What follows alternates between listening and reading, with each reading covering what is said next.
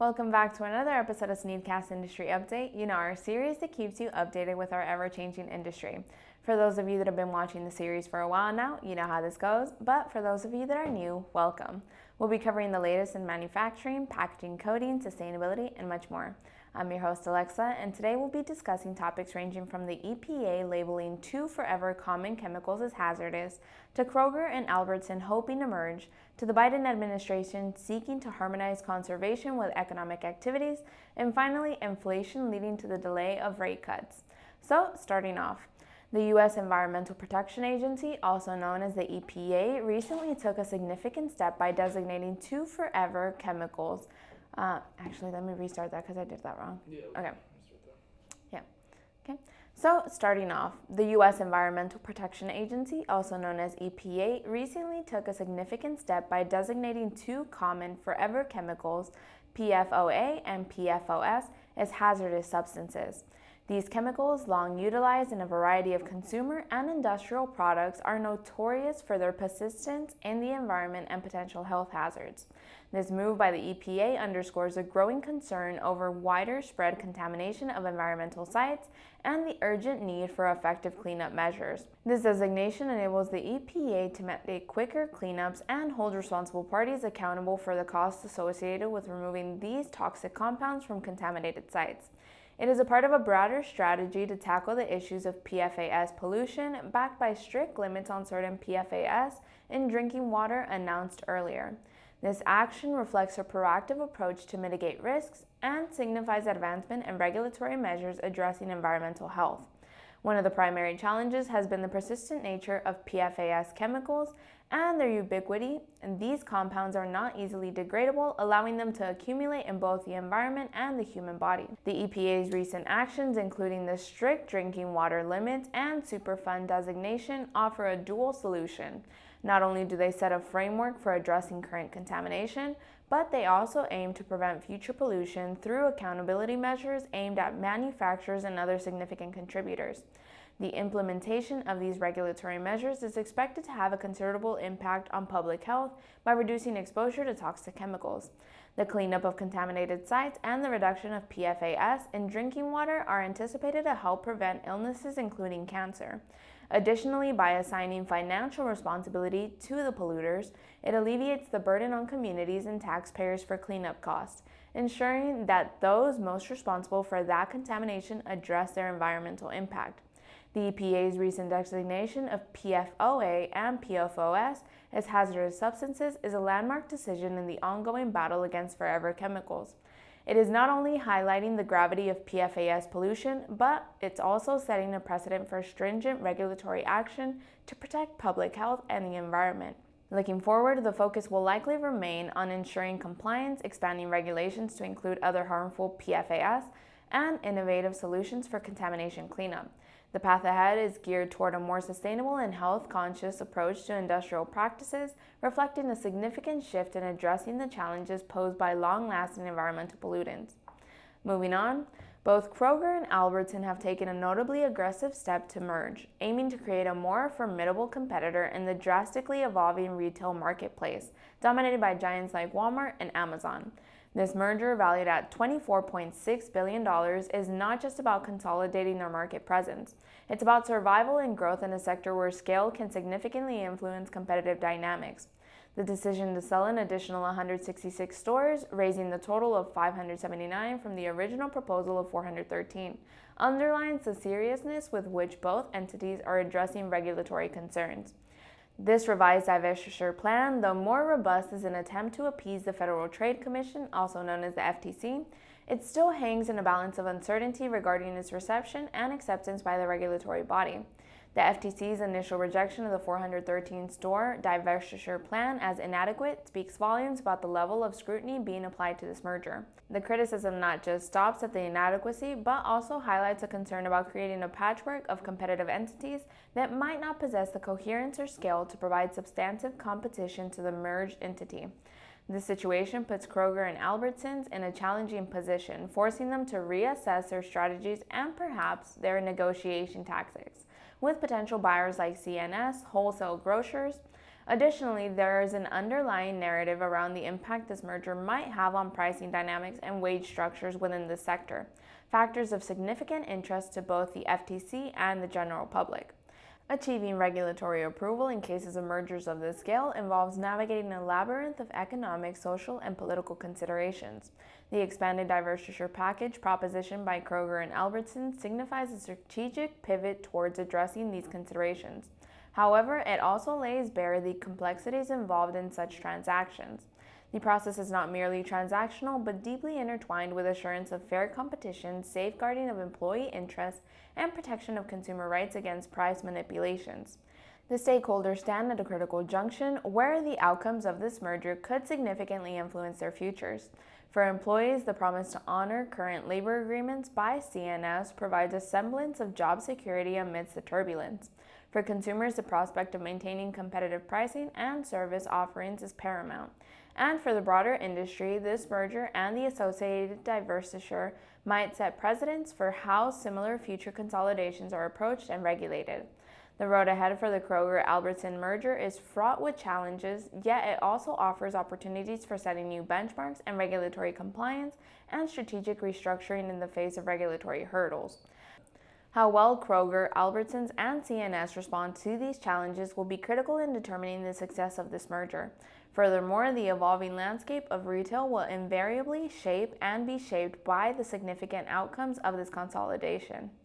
Moving on, under the leadership of President Joe Biden, the administration has put forth a groundbreaking rule that ambitiously seeks to harmonize the principle of conservation with the economic activities that have long presided over America's public lands, such as oil drilling and livestock grazing. It represents a significant pivot in policy direction, aiming to meticulously balance environmental preservation efforts with the exigencies of extractive industries.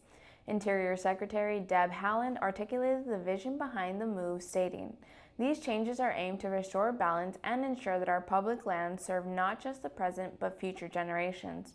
Central to this new rule is the innovative provision that allows for public land to be leased for restoration purposes. This paradigm shift equates the leasing of land for environmental restoration with the commercial leasing practices for oil extraction, thereby instituting a form of usage that benefits the environment directly. Additionally, the rule champions the identification and designation of further areas of critical environmental concern.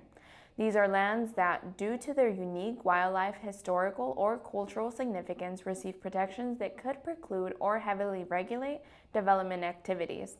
Highlighting the rationale behind these upgrades, Chris Wood, president of Trout Unlimited, reflected on the significance of such measures, stating, "This rule is not only a restatement of the obvious, but a necessary step forward in recognizing conservation as a vital use of our public lands." Despite the forward-thinking approach of the rule, it has encountered opposition from several quarters, including GOP members, sectors of the private industry, and some Republican governors. Critics argue that the rule contravenes the multiple-use mandate that governs the Department of Interior's land, alleging it improperly prioritizes conservation and restoration at the expense of traditional uses. In a bid to address these concerns and advocate for a balanced pathway forward, the rule emphasizes the enhancement of voluntary conservation efforts that coexist with industrial and commercial uses of public lands. Brian Yabolinski with the Property and Environmental Research Center praises this approach for encouraging collaboration between ranchers, conservationists, and other land users to undertake restoration and mitigation initiatives. The overarching goal of this elaborate new rule, as articulated by Secretary Haaland, is to restore balance in the approach to managing public lands. This involves deploying a science-based methodology to both habitat restoration and guiding strategic development efforts.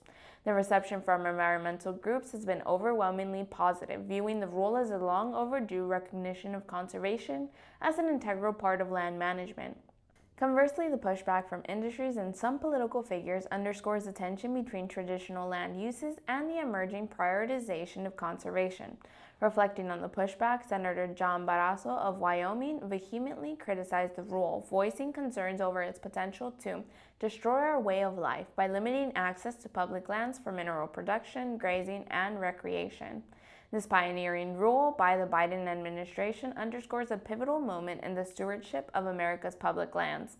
By attempting to bridge the gap between the need for environmental preservation and the realities of industrial use, the rule sets the stage for a potentially transformative era in land management. However, its realization faces the twin hurdles of legislative pushback and industry skepticism. How this dialogue evolves could profoundly influence the strategic direction of public land management in the United States, potentially heralding a new consensus on the value and purpose of public lands for generations to come. And we're down to our final story. The recent discussion by Federal Reserve Chair Jeremy Powell has cast a spotlight on the persistent issue of inflation, which remains a thorn in the side of the U.S. economy.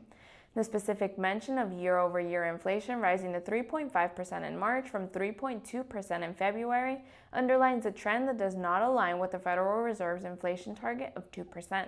This uptick is of particular concern as it suggests that inflationary pressure are not subsiding as desired. The continuous rise in core prices, excluding volatile food and energy components for a third consecutive month, further complicates the narrative, indicating entrenched inflationary pressures that extend beyond transient factors. Powell's dialogue signals a significant strategic recalibration by the Federal Reserve. The explicit readiness to maintain elevated interest rates for as long as needed underscores a shift from earlier, more optimistic projections of rate reductions. This recalibration reflects the central bank's determination to prioritize inflation control, even at the risk of prolonging higher interest rates. This stance diverging from the previous anticipation of up to 6 rate cuts within the year to a more conservative projection of possibly 2 within the earliest in September, mirrors a broader adjustment in economic forecasts and monetary policy strategy in responses to prevailing inflation dynamics. The Fed's high interest rate policy is a double-edged sword, especially in its implications for consumer spending and economic output. On one hand, higher rates can dampen consumer spending by increasing the cost of borrowing. On the other hand, they are instrumental in cooling off an overheated economy and curbing inflation. Powell's remarks suggest an acute awareness of this balance. The observation that vigorous consumer spending, fueled by robust job growth and increased asset values, can perpetuate inflation underscores the Fed's precarious task of modulating economic activity without triggering a downturn. As Powell navigated through these complexities, his comments revealed a nuanced approach to future monetary policy. He did not entirely close the door on rate reductions. Instead, he indicated such moves would be contingent upon a significant and sustained improvement in inflation metrics. This cautioned approach is reflective of the Fed's broader strategy to combat inflation while being prepared to adjust tactics in response to evolving economic conditions. The coming months will be critical for Powell and the Federal Reserve as they continue to monitor inflation trends, consumer spending, and the overall economic health, ready to pivot their strategies in response to new data. This expanded analysis encapsulates the Federal Reserve's current predicament and strategic approach under Jerome Powell's stewardship, emphasizing a responsive but firm commitment to steering the U.S. economy through inflationary challenges towards sustained stability and growth. Today's SNEED-CAST Industry Update episode is sponsored by the SNEED-JET XL, our advanced lightweight portable handheld printer with a 4-hour battery life. It revolutionizes large-scale printing, accommodating prints of up to 4 inches in height. It's designed for simplicity and versatility, and it works on nearly 95% of surfaces thanks to our quick-drying SNEED-JET inks, ensuring clear, durable prints on both non-porous and porous materials. Beyond text, the SNEED-JET XL prints lot and date codes, alphanumeric text, logos, images, barcodes, counters, QR codes, and more in 300 dpi resolution. We have a variety of fast-drying ink colors to choose from, such as black, red, yellow, blue, and green, for various applications. With 4 print heads, you can print in single or multiple colors, meeting diverse printing needs with ease. Like always, stay tuned for our next episode of SNEED-CAST Industry Update, and make sure to like, comment, subscribe, and hit that notification button down below to stay up to date with all of our great content. Also, let us know what topics you'd like to see us talk about here on the show. We look forward to hearing from you all. Bye, everyone.